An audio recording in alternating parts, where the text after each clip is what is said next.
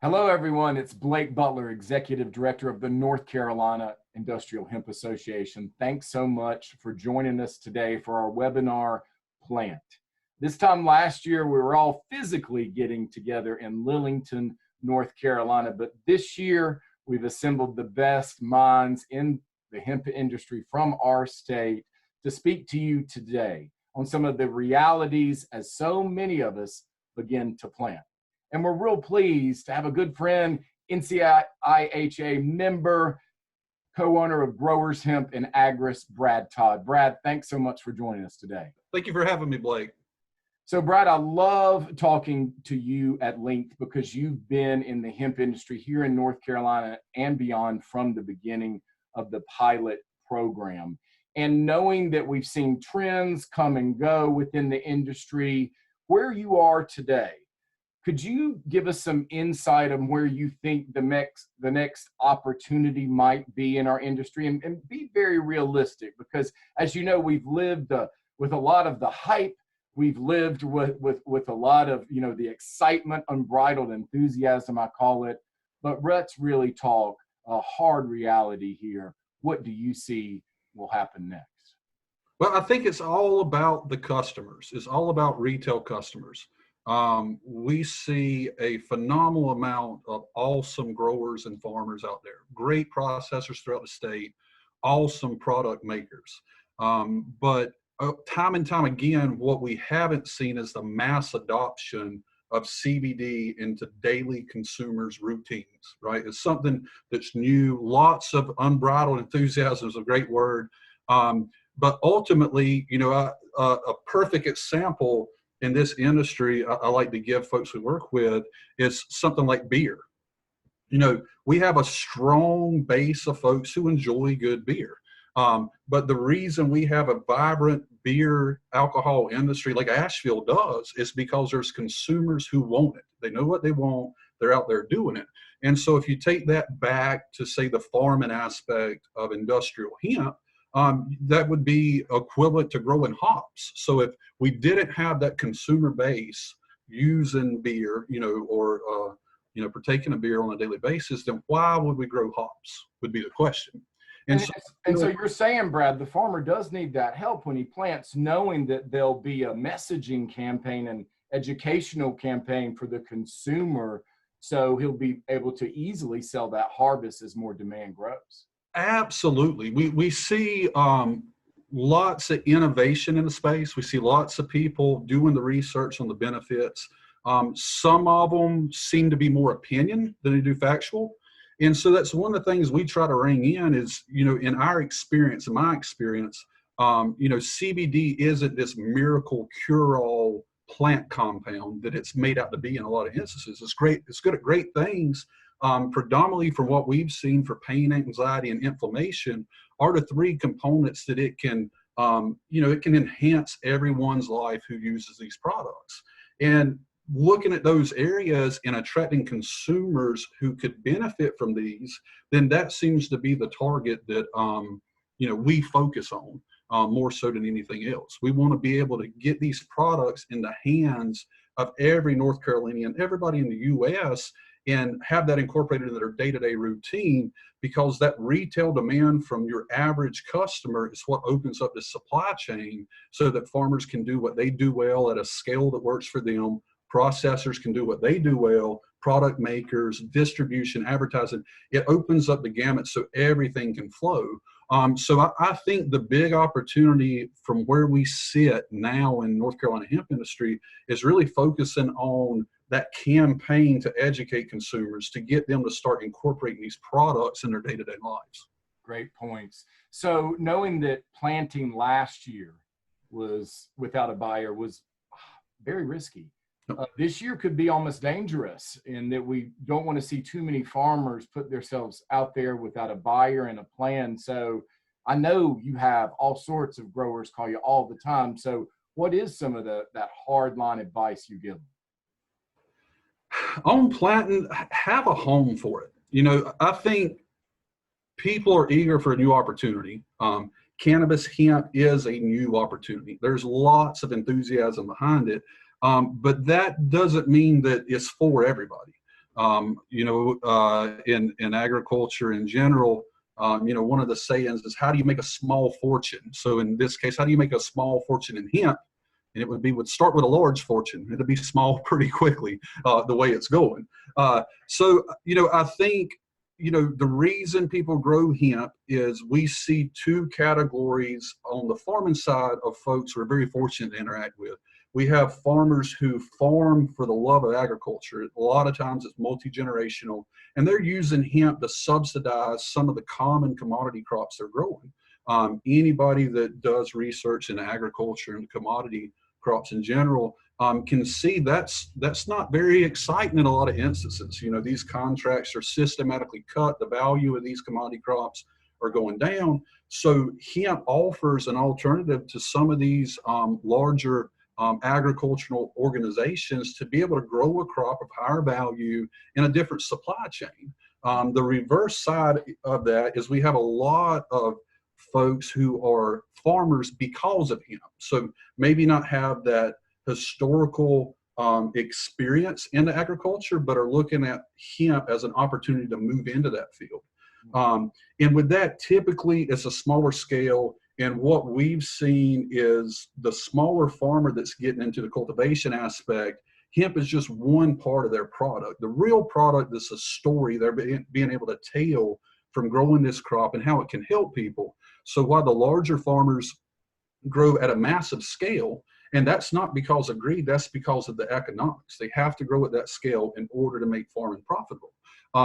They're able to produce a large amount at a low cost. And by all indications from our testing with Volker at Avazyme, it's a high quality product from these large scale farmers, but it's going to be very hard in my observation for smaller farmers to compete on production and price with these larger farmers. So I think there's two different paths to the cultivation aspect that folks getting into hemp should look at and evaluate what's right for them. So what I'm hearing though, Brad, if I can, put all this together, what I'm really hearing is we definitely grew too much floral, too much hemp for CBD last year, and even looking forward. And I know you've crunched some of those numbers and looked at the reality. So where are we in that? Because we might have a handful of folks here in our state growing for fiber and grain, but the rest again are going to plant for floral. Yeah. So about a year ago, the FDA come out and they were giving some statistics on the domestic usage of CBD products. And their number was 1 in 7 Americans use CBD. That's 14%. I feel like that number may or may not be accurate, we'll say. I'm not sure how that we'd even know. Yeah, how do we know? It's hard getting data in general, let alone something of that scale. And so, I've often did those numbers, talks I've given, people I've talked to, I kind of, give the bullet points to it. But if we look at North Carolina at large, there's 10.5 million North Carolinians. And to say 14% of all the residents in North Carolina use CBD, that's 1.4 million, rough.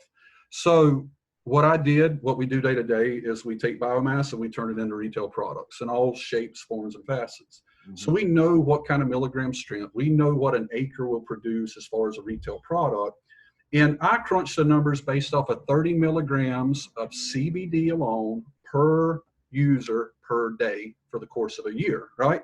So when I did that, crunched all the numbers, go through our math that we do every day, what that came out to was the domestic demand for hemp production in North Carolina is 374 acres.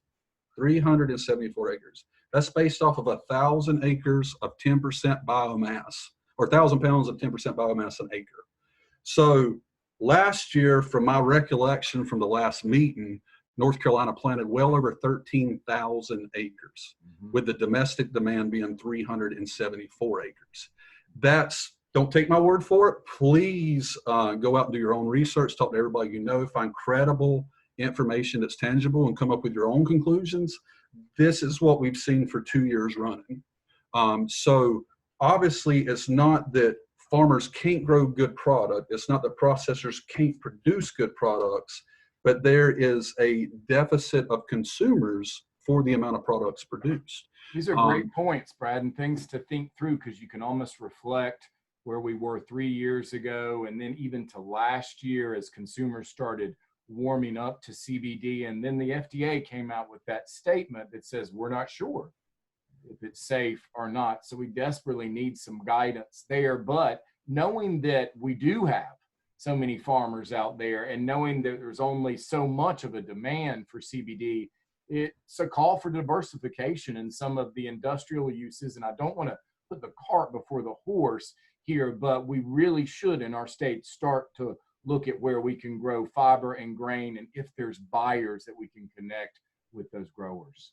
Well, diversity is nature's law. We all look different. We all talk different. We all do different things. That's how the world works that I'm accustomed to. And so there's no reason not to use the underlying rhythm of what we live in day to day and apply that to our hemp industry. Fiber offers great opportunity. In a lot of my research talking with folks, it will encounter the same problems we've seen in the cannabinoid production aspect. There's also what's near and dear to me is small farms. And so I would like to encourage folks who want to make that transition to agriculture to, please don't double down on hemp.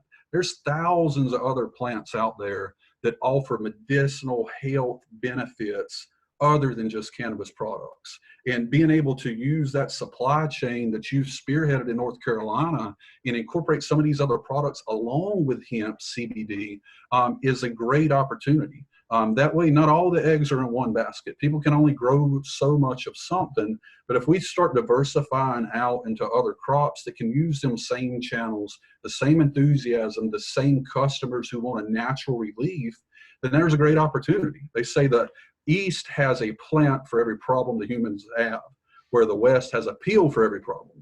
There's a lot of people that really believe that, me included, and I think now's the time is right to start incorporating some of these other plant compounds into the supply chain, along with fiber, along with seed from hemp. I couldn't agree more, Brad. Our products should be on the front line right now with, this pandemic.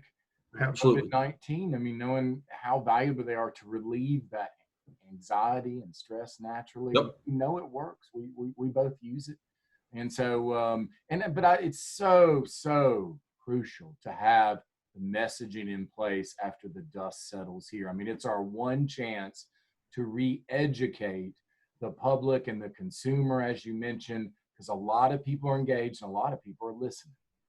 Absolutely, absolutely. And, this, in my research, hemp is no different than any other nascent industry in the beginning. Everybody's had their horror stories. Everybody's, had their ups and downs in the industry, but now's the time to build. Now's the time for the people who really put a lot of effort and energy and knowledge into this industry to be able to build upon that, to be able to give good education, good information without a bunch of bullshit. Like, don't know if you can say that on the internet. Oh, we just did, Brad. Oh, okay, cool. But it's really riddled with bullshit, and that has it has a negative effect on lots of people that's active in the industry. But at the same time, it offers a lot of hope, a lot of opportunity in the industry by really doing what you're good at, staying in your lane, and building upon that, building on the shoulders of our forefathers who started all of this before us. There's the opportunity. Good information, good products that help people have a general better well-being day to day. Well, Brad, thanks so much for joining us today. I really appreciate your contributions with your company, Growers Hemp and Agris, and more importantly, just helping farmers all across North Carolina. And thank you for your support of the North Carolina Industrial Hemp Association. I appreciate it so much. And folks, we're going to have more of these interviews here on Plant. I want to thank Brad for his time. And remember, you can find his company at growershemp.com. Thanks so much, Brad. Thanks.